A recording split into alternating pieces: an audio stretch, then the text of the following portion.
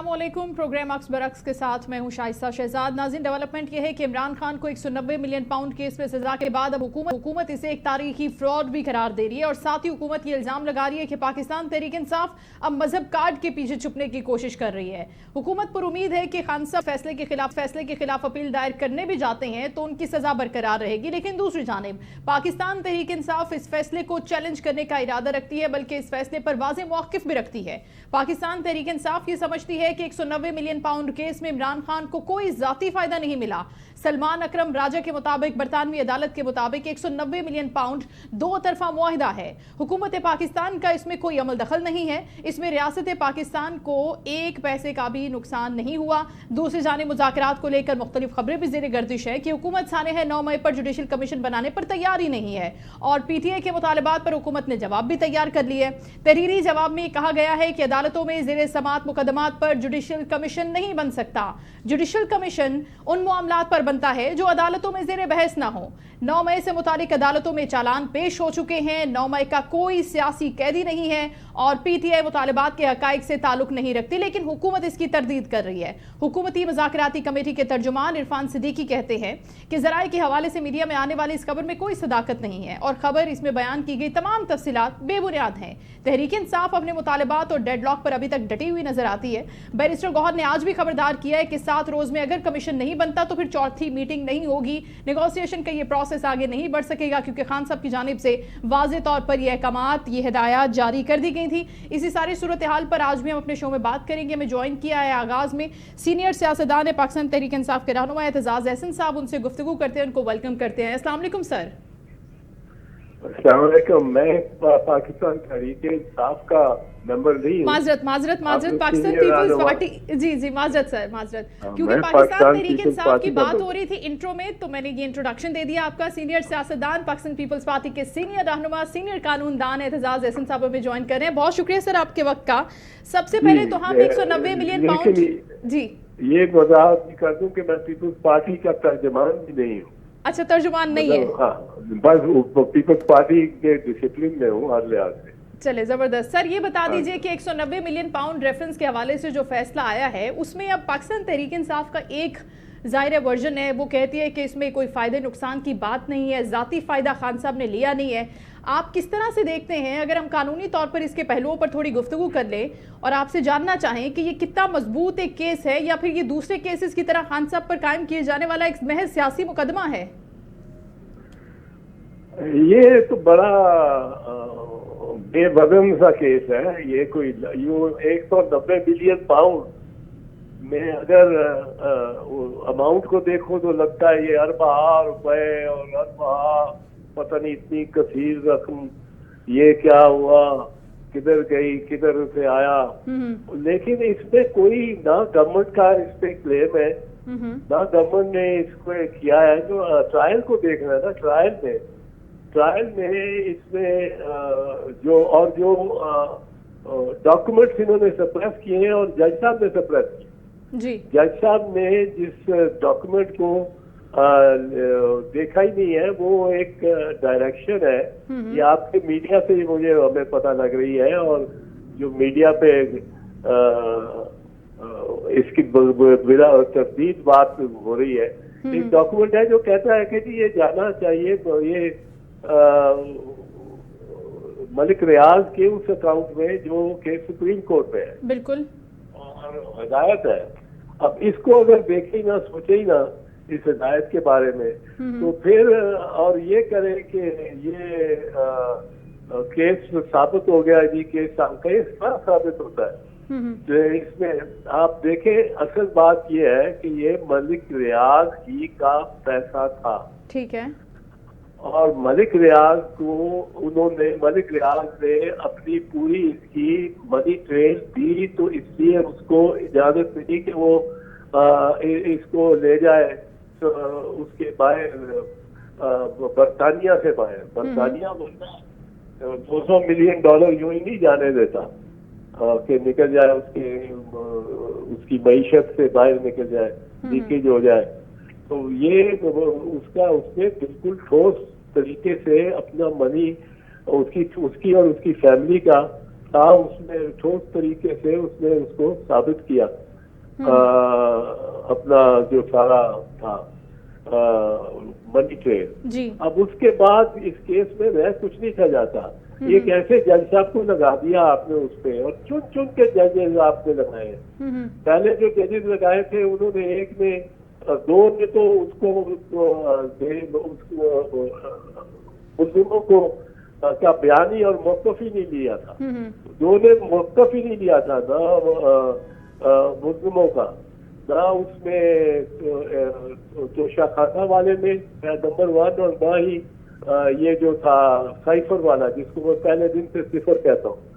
तो साइफर और सिफर और तोशाखाना में दो जज ऐसे लगाए हुए थे जिन्होंने मौकफ ही नहीं लिया मुस्लिम का। अच्छा। और 342 की स्टेटमेंट, 342 की स्टेटमेंट होती है, वो लिए ही नहीं। वो इस तरह था कि एक टीम को खिलाया, एक T20 के मैच में वो 35 पे ऑल आउट हो गई और 7वें ओवर पे, और दूसरी टीम को कहा कि तो आप तो हार गए हो, आपने अभी बैटिंग भी नहीं की पर आप हार गए हो, सीटी बजा दी अंपायरों ने। ये इस तरह उन्होंने पहले ट्राई किए। वो इद्दत वाला तो खैर एक केस ही ऐसा है जो हमारे वो तो चले एक बिल्कुल अलग मुकदमा था ना एतजाज साहब, लेकिन अगर हम इसके अंदर अब मैं इस पे आता हूँ ना, इस पे देखो इमरान खान ने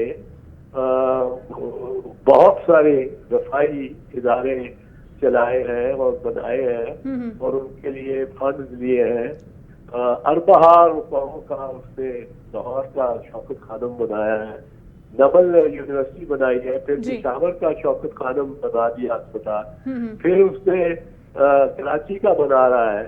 उसके पास अगर अरबा रुपयों की उसको या करोड़ों रुपयों की जरूरत हो तो उसको कोई खुद करने के लिए और बड़े वाक़े तो मिले हैं उसको, उसके हाथ में उससे सजी तरीके से गुजर के पैसे जाते रहे।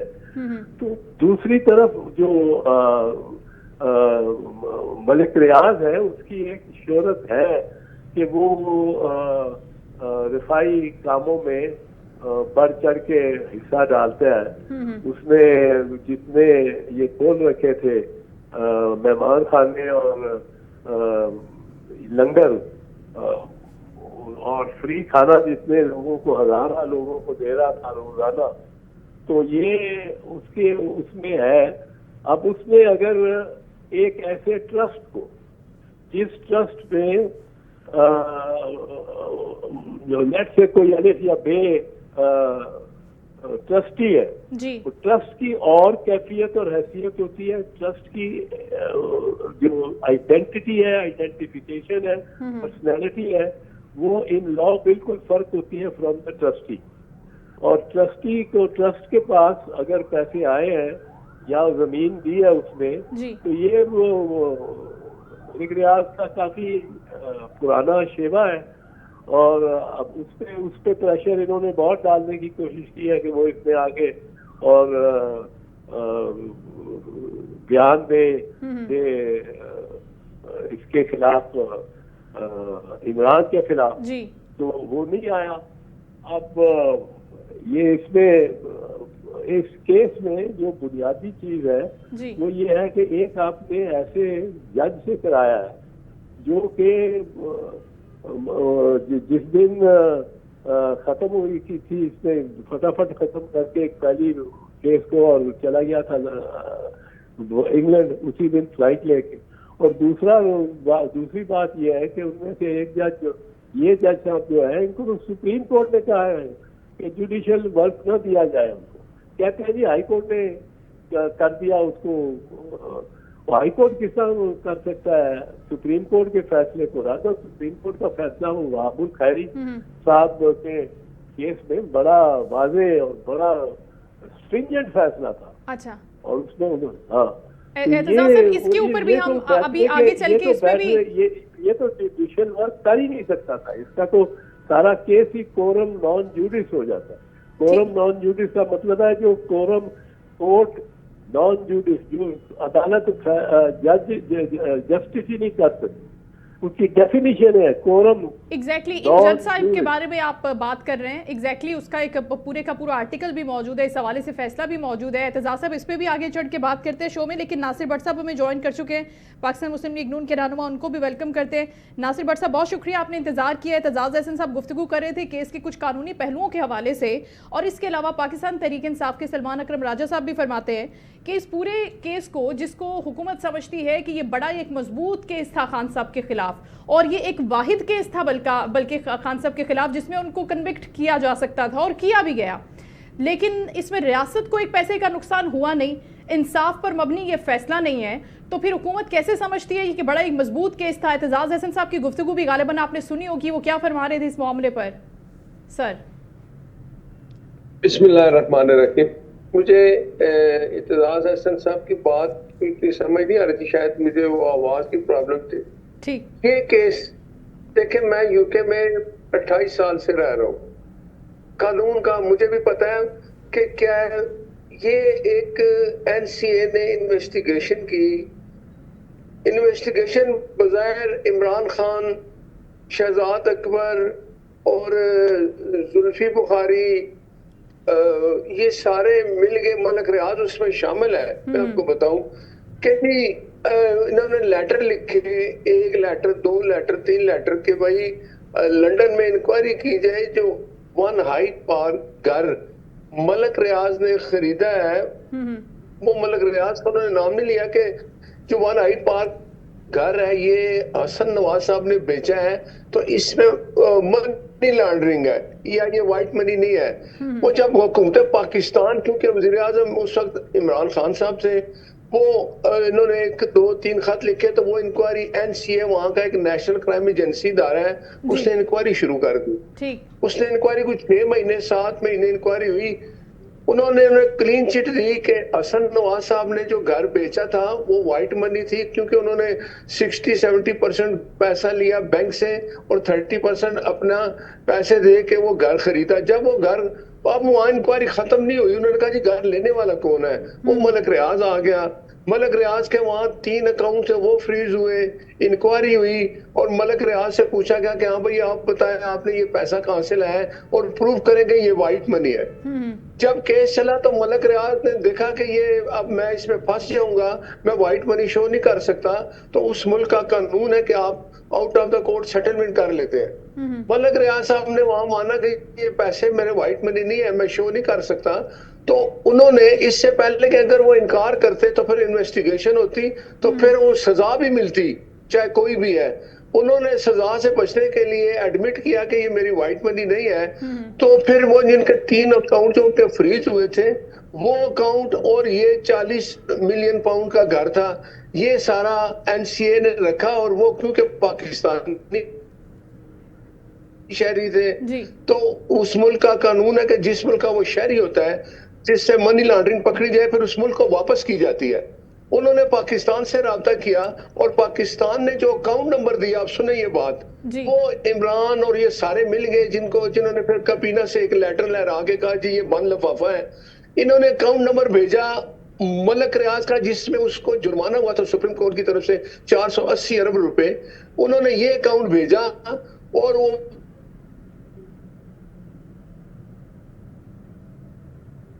पैसे उस अकाउंट में आगे मलक रियाज का जुर्माना। प्लीज बात याद रखें, अगर मलक रियाज की वाइट मनी होती, वो प्रूफ देते, तो फिर वो जो डीप फ्रीज अकाउंट, उनके जो फ्रीज अकाउंट हुए थे वो डीप फ्रीज हो जाते, वो मलक रियाज को वही पैसे वापस मिल जाते, घर भी उसका वही रहता, 1 हाइट पार्क।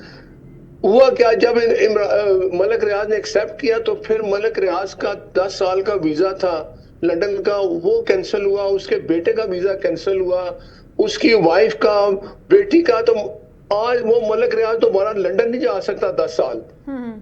तो ये बताएं, अब ये पैसा इन्होंने मलक रियाज के अकाउंट में जो जुर्माना जमा ना था उसमें जमा हुआ। फिर जब इस चीज का पता चला तो सुप्रीम कोर्ट ने ऑर्डर किया कि ये पैसा स्टेट बैंक के अकाउंट में जाए, ये अवाम का पैसा है।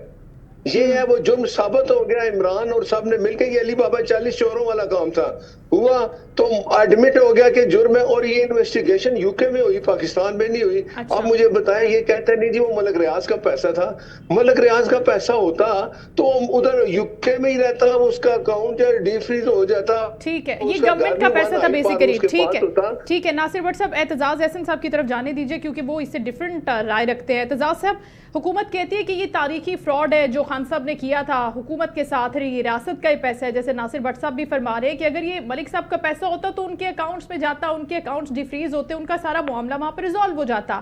لیکن یہ جرمانے کی رقم گورنمنٹ آف پاکستان کو ٹرانسفر ہونی تھی جو کہ وہ نہیں ہوئی. تو یہ حکومت کا پیسہ تھا, عوام کا پیسہ تھا, ملک کا پیسہ تھا, خان صاحب کا یا ملک ریاض کا پیسہ نہیں تھا, ریاست کا پیسہ تھا.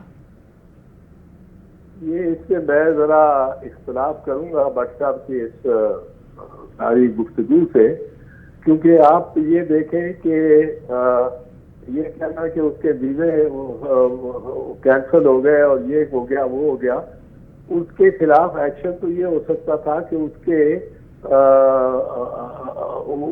کے پیسے جو ہے وہ صرف ضبط ہی نہ ہوتے, اس کی جائیداد بھی وہ ضبط ہوتی.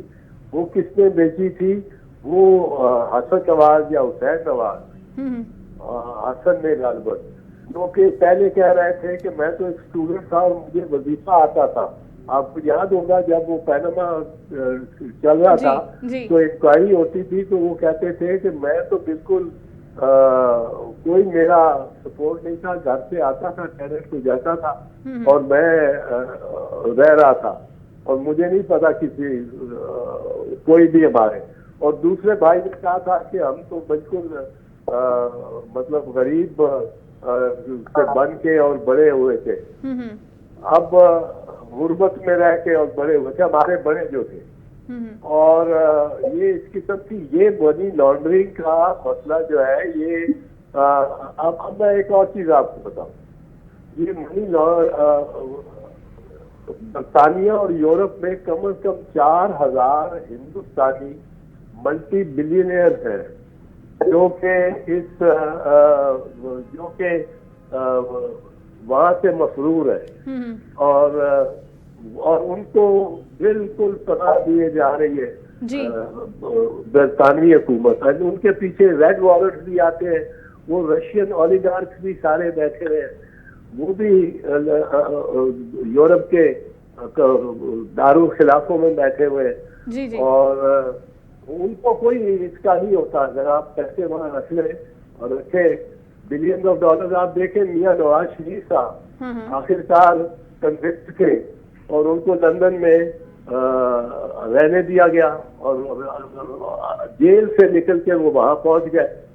تو لندن میں اتنا نہیں ہوتا اس طرح کا, اور لندن زیادہ اس بارے میں وہ سوچتے ہیں, گھبراتے ہیں کہ اتنی خطیر رقم ہماری جورسڈکشن سے باہر نہ جائے, وہ ان کی زیادہ کنسرن ہوتی ہے. اور اس میں جو دعا نے کوئی اس میں ایسا بیان نہیں دیا کہ گورنمنٹ نے کہ ملزم نے بینیفٹ کیا اٹھایا اس نے, اور بینیفٹ ملزم اگر ٹرسٹی ہے تو ٹرسٹی کو تو آپ نہیں پکڑتے اگر ٹرسٹ میں کچھ ہوا بھی ہو. کوئی ٹرسٹی اور ٹرسٹ کی بالکل علیحدہ پرسنالٹی ہے. اچھا, تو آپ سمجھتے ہیں کہ اس میں خان صاحب کنوکٹڈ ہو ہی نہیں سکتے کیونکہ انہوں نے اس پیسے سے کوئی فائدہ نہیں اٹھایا ذاتی طور پر؟ میں یہ کہتا ہوں, یہ ثابت کرنا ہوتا ہے نا, یہ بھی ثابت پروسیکیوشن پہ برڈن, اور آپ تو بہت زیادہ مطلب یہ لا اس معاملے میں ذرا ریلیکس ہو گیا. میں لا کی بات کر رہا ہوں جی. اس میں دوسری بات یہ ہے کہ جو اس میں یہ جو معاملہ ہے کہ ہاں اس میں جو identity of the trust and the trustee is different, اور identity of the businessman who held the account اور اکاؤنٹ جس کی فیملی کے تھے جی وہ ایک تھرڈ پارٹی. اور اس میں مجھے بتایا گیا ہے کہ ایک ڈائریکٹو ایسا بھی تھا کہ یہ ملک ریاض کے اکاؤنٹ میں ان دی سپریم کورٹ جو ایک ایسکرو اکاؤنٹ ہے جس میں کوئی وہ ایسی ویسی بات کر بھی نہیں سکتا, کوئی ہیر پھیر والی, سپریم کورٹ کے پاس اکاؤنٹ ہے, اس میں پیسے ڈالے ہیں. ٹھیک ہے, تو ناصر بٹ صاحب آپ سے سوال یہ ہے کہ آپ یہ سمجھتے ہیں جس طرح سے حکومت کا یہ موقف ہے ابھی تک کہ یہ ایک تاریخی فراڈ کیا گیا ہے گورنمنٹ آف پاکستان کے ساتھ خان صاحب کی جانب سے, تو جس طرح سے اعتزاز صاحب نے بھی سوال اٹھایا ہے کہ کیا اس پیسے کا مس یوز ہوا ہے, کس کیپیسٹی میں ہوا ہے, کیا اس کی کوئی ڈیٹیلز گورنمنٹ کے پاس ہیں؟ کیونکہ اس بات کے اوپر جج صاحب کے اوپر جو اس کیس کو سن رہے تھے, جن کے پاس یہ مقدمہ تھا, اور پورے کی پورے ٹرائل پروسیس کے اوپر جو پاکستان تحریک انصاف ہے وہ ٹرسٹ ڈیفیسٹ شو کرتی ہے, وہ کہتی ہے کہ یہ ایک فیئر ٹرائل نہیں تھا خان صاحب کا. دیکھیں بات سنیں, آپ مجھے بتائیں کہ عمران صاحب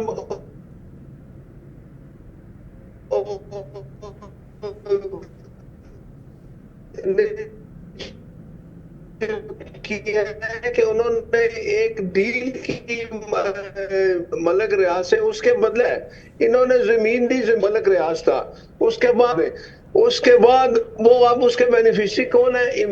عمران خان اور بجرا بی بی, ٹرسٹی وہ دونوں ہیں, ٹھیک ہے, اور نام یہ لیتے ہیں جی کہ ہم نے ٹرسٹ بنا دیا. آپ مجھے بتائیں میں ایک چوری کروں بینک سے پیسہ اور میں جا کے کہوں جی کہ یہ میں اس کے لیے مسجد بنا رہا ہوں کیونکہ میں نے چوری کی ہے, وہ علیحدہ بات ہے, لیکن میں نے ایک مسجد تو بنا دی ہے. بات یہ ہے کہ اب یہ رنگے ہاتھوں پکڑا گیا. عمران خان نے جو کیا, مجھے بتائیں سپریم کورٹ نے وہ پیسہ ملک ریاض کے اکاؤنٹ میں جو ان لوگوں نے مل کے اس کا جرمانہ جمع کرا دیا تھا, جو اس نے 460 ارب اس پہ سپریم کورٹ نے جرمانہ کیا تھا, وہ پیسہ واپس پھر اسٹیٹ بینک کے اکاؤنٹ میں آیا کیونکہ وہ عوام کا پیسہ تھا, وہ لوٹی ہوئی رقم تھی, وہ برطانیہ نے واپس کی. اگر ملک ریاض ہندوستان کا شہری ہوتا تو وہ پیسہ ہندوستان میں جاتا, کیونکہ یہ پاکستان کا شہری تھا, اس لیے برطانیہ نے رابطہ کیا کہ پاکستان سے کہ آپ کے شہری سے یہ رقم ریکور ہوئی ہے تو ہم آپ کو واپس بھیج دیں, یہ عوام کا پیسہ تھا. تو یہ سارا فراڈ عمران نے کیا, مل کے کیا.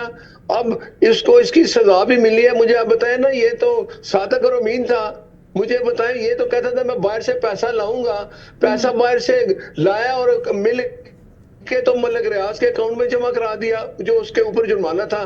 تو اس سے بڑا اور کیا فراڈ ہو سکتا ہے؟ وہ کدھر گئے یہ سارے تھے, وہ زلفی بخاری اس میں ہے, شہزاد اکبر اس میں ہے, وہ یہ لوگ جو ہے وہ سارے مل کے انہوں نے یہ کام کیا. تو یہ فراڈ ہے, یہ اوپن اینڈ شٹ کیس اس لیے کہتے ہیں کہ بھائی آپ کو کیا ضرورت پڑی, آپ نے کابینہ کے اجلاس میں یہ خط لہرایا اور بند لفافے کو کہا جی میں جو کر رہا ہوں اس کی تم منظوری دے دو, ایسا ہوتا ہے؟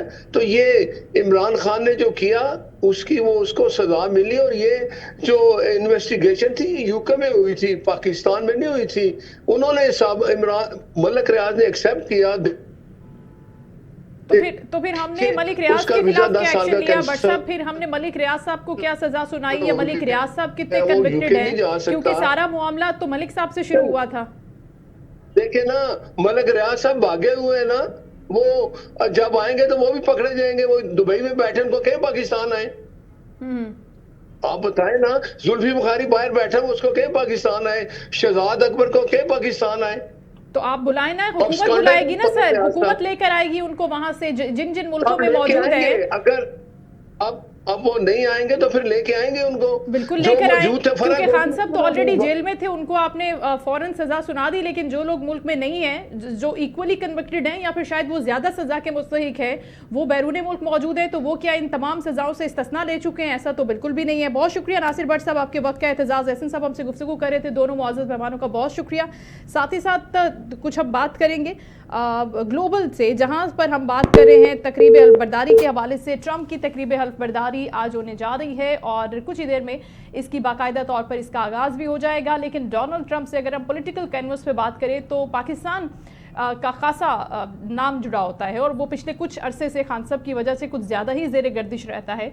ऑल्दो कि अमेरिका पूरी दुनिया पर इम्पैक्टफुल तरीके के इफेक्ट्स रखता है, लेकिन पाकिस्तान और खान साहब के हवाले से ट्रंप के बारे में गुज़श्ता बहुत से दिनों से बहुत सी बातें की जा रही हैं। लेकिन क्या पाकिस्तान को या खान साहब को ट्रंप की हल्फ बर्दारी के बाद, ट्रंप के प्रेसिडेंट बनने के बाद, ट्रंप की पॉलिसीज़ को जानने के बाद वो फ़ायदा होगा भी या नहीं होगा, ये तो वक्त बताएगा। और हमें ज्वाइन किया है साबिक सफ़ीर है ज़फ़र हिलाली साहब, उनको वेलकम करते हैं और उनसे बात करते हैं सारे मामले के ऊपर। अस्सलाम वालेकुम सर। जी वालेकुम सलाम। बहुत शुक्रिया सर आपके वक्त का। अब डोनाल्ड ट्रंप एक मरतबा फिर प्रेसिडेंट बनने जा रहे हैं अमेरिका के।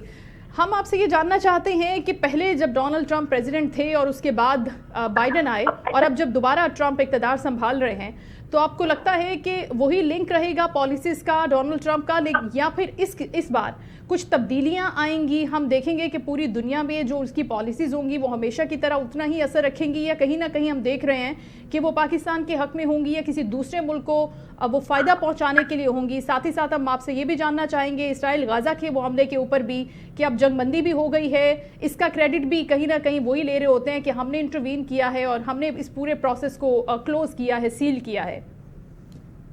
देखिए, 4 मसले हैं जो ट्रंप ने आइडेंटिफाई किया है जिस पे वो उसको जल्दी कुछ फैसले और प्रोग्रेस बताना पड़ेगा। पहला मसला तो ये है कि अफगानिस्तान, ट्रंप ने कहा है आज कि अफगानिस्तान से जो इनकला हुई है अमेरिकनों की वो बड़ा शर्मनाक बात है, और जिस तरीके से हुआ वो शर्म के अमेरिकन डूब के मर रहे हैं शर्म से, इसलिए कि ना सिर्फ उन्होंने भागे हैं इस तरीके से जो आप और मैं दोनों देखा है, लोग हवाई जहाज से कूद रहे थे और हवाई जहाज के अंदर कूदना चाहते थे, मगर $4 बिलियन के हथियार छोड़ के भागे हैं। और ट्रंप कह रहा है इसकी कोई जरूरत नहीं है, ये बाइडेन का कसूर है और मैं जाके ये बताऊंगा लोगों को ये कैसे हुआ और कौन इसकी जिम्मेदारी। ये तो हो गया एक बात। और अब वो कह रहा है, और विद रिगार्ड टू अफगानिस्तान, अब वो कह रहा है कि मैं ये हथियार जो हमने दिए हैं $4 बिलियन के, ये वापस लूंगा उनसे। तो ये देखने का इंटरेस्टिंग होगा कि ये कैसे लेता है वापस। नंबर 2, उसने कहा है यूक्रेन का जंग जो अगर मैं होता वो नहीं होना चाहिए था, उस पर मैं प्रोग्रेस करूंगा। नंबर 3, उसने कहा है कि चीन के साथ मैं अच्छा दोस्ती चाहता हूं और पहला कदम मेरा ये होगा कि चीन के साथ मेरी मुलाकात होगी प्रेसिडेंट जी के साथ और हम इस पे कुछ प्रोग्रेस करेंगे। और जो चौथा मसला था वो क्या था, गाजा। और मैं लोगों को बताना चाहता हूं कि ये सीज फायर जो मैंने इंस्ट्रूमेंटल था, मेरे प्रेशर पे इन्होंने जो ये सीज फायर किया है, इसको कामयाब बनाना है। तो पूरी दुनिया तो समझती है कि ये सीज फायर तो कामयाब हो ही नहीं सकता। ये दूसरा स्टेज ये सीज फायर पे ये है कि किस किस्म की हुकूमत होगी गाजा पे, और गाजा पे किस किस्म की हुकूमत पे कोई एग्रीमेंट नहीं होगा। और नेतन्याहू ने कहा है कि एग्रीमेंट ना होगा तो मैं जंग फिर शुरू हो जाएगी। अच्छा। तो ये बातें हैं जो अब पूरी दुनिया देखेगी कैसे रिजॉल्व होते हैं ये जो दिन आने वाले हैं। So sir, do you think कि क्या ट्रंप के पास इस हवाले से कोई मुकम्मल फूल प्रूफ किस्म की प्लानिंग है कि वो अफगानिस्तान से अपने असलहे का इनखला करेगा? कैसा तालिबान के साथ निगोशिएशन के प्रोसेस पे दोबारा से उसको जाना होगा, या फिर एक मरतबा फिर हम मुजाहमत का वो पूरे का पूरा सिस्टम वहां पर देखेंगे कि वो वाया मुजाहमत लेकर जाता है वहां से? हाँ, गुड क्वेश्चन, बड़ा अच्छा सवाल है और इसको फ्रैंकली किसी को पता नहीं है इसका क्या जवाब है। मगर एक दिन मैं बता दूं आपको कि हमें फिर इस्तेमाल करेंगे अमेरिकन। अगर तो हथियार लड़के लेने हैं तो हम आ जाएंगे, और अगर लड़के नहीं लेने हैं तो मैं नहीं समझता कि वो ले सकता है। और मगर एक चीज है, तालिबान को पैसे चाहिए। तालिबान ने कतर में उनसे एक एक्सट्रैक्ट किया था एक वादा, एक प्रॉमिस कि हमें आप मदद करेंगे फाइनेंशियली। तो अब ट्रंप उनको कह सकता है वापस दो हथियार और हम तुम्हें पैसे फिर देंगे, अगर नहीं दोगे तो पैसे भी नहीं मिलेंगे आपको। या अगर लड़के लेना हो تو پھر دیکھیں گے کیا ہوتا ہے. آپ کو پتا ہے ہمارے کیا ریلیشن شپ ہے اس وقت طالبان کے ساتھ, تو ہمیں بھی تھوڑا سا سوچنا چاہیے کہ ہمارا کیا سٹانس ہوگا. مگر آل دس ان دا ڈیز ٹو کم, آج کہنا مشکل ہے. بالکل ٹھیک ہے. لیکن سر دوسرا جو اہم معاملہ ہے غزہ جنگ بندی کے حوالے سے, جس طرح سے آپ نے گفتگو کی کہ وہ اپنا اس کو پورا کا پورا کریڈٹ لینا چاہتے ہیں, کیا ٹرمپ نے نیتن یاہو پر پہلے سے اتنا پریشر بلٹ اپ کر دیا تھا کہ وہ امن معاہدے کی طرف موو کر گیا؟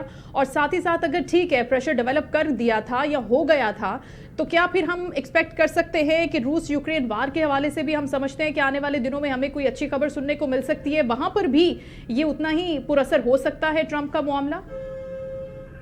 دیکھیے ٹرمپ پورا کوشش کرے گا. میں سمجھتا ہوں کہ امپاسبل ہے کہ غزہ کا جو سیز فائر ہے وہ نیتن یاہو کے چوکیداری میں وہ اس میں کوئی پروگریس ہو سکتا ہے. میں سمجھتا ہوں وہ نہیں ہوگا. مگر ٹرمپ نے بڑی دھمکیاں دی ہیں. ٹرمپ نے اور ٹرمپ دھمکی دے سکتا ہے. اب وہ خود پریزیڈنٹ ہے اور نیتن یاہو کو امریکہ کا سپورٹ چاہیے.